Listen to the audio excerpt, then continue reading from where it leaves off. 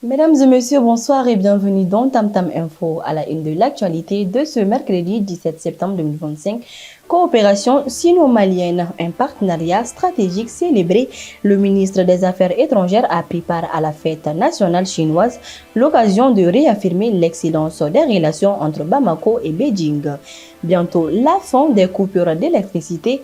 EDM SA est à pied d'œuvre sur une nouvelle ligne à haute tension pour fiabiliser l'approvisionnement de la capitale et connecter 5000 nouveaux foyers. Polémique, Sidiki Diabaté, son projet de concert à Abidjan et sa demande de pardon aux Ivoiriens créent une vive controverse au Mali et en Côte d'Ivoire.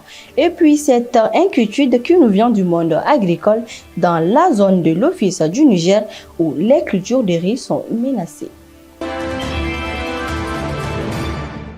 La coopération sino-malienne était à l'honneur ce lundi, à l'occasion de la célébration du 76e anniversaire de la fondation de la République populaire de Chine. Le ministre des Affaires étrangères, Abdoulaye Diop, a transmis les félicitations du président de la transition au peuple et au gouvernement chinois. Le ministre et les chargés d'affaires chinois se sont félicités de l'excellence d'une relation élevée au rang de partenariat stratégique par les présidents Goïta et Xi Jinping. Une alliance qui se matérialise par des projets concrets, appui militaire, financement de la centrale solaire de Safo, mission médicale, infrastructure et plus récemment la mise en production de 2 mines de lithium. Le ministre Diop a d'ailleurs réaffirmé la fidélité du Mali au principe d'une seule Chine unie et indivisible.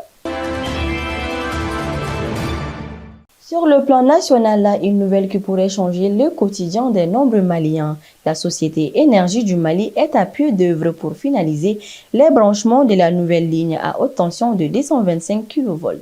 L'objectif est clair, doubler la capacité de transport de l'électricité pour garantir un approvisionnement stable et fiable à Bamako et ses environs.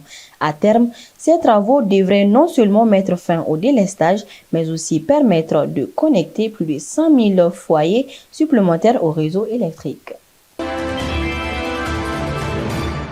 La superstar de la musique malienne Sidiki Diabaté est au cœur d'une vive polémique qui agite le Mali et la Côte d'Ivoire. L'artiste a annoncé son intention d'organiser un grand concert à Abidjan le 18 octobre prochain, un événement qu'il financierait lui-même, à l'honneur du président ivoirien Alassane Ouattara. Et avant même la tenue de ce concert, ce sont les propos de l'artiste qui ont mis le feu aux poudres. Dans une vidéo, Sidiki Diabaté a demandé pardon au peuple ivoirien.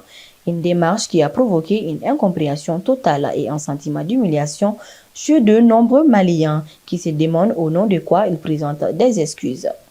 La polémique a pris une nouvelle tournure avec la réaction virulente de l'artiste ivoirien de Bordeaux Lekoumfa. Ces derniers accusent Sidiki Diabaté d'agir par pur intérêt. Rappelons le silence de l'artiste malien lors de l'affaire des 49 soldats. De Bordeaux lui a lancé un défi. S'il est de bonne foi qu'il organise d'abord un concert à l'hommage du président malien au Mali, une affaire complexe qui mêle musique, politique et fierté nationale. On termine avec cette inquiétude qui nous vient du monde agricole.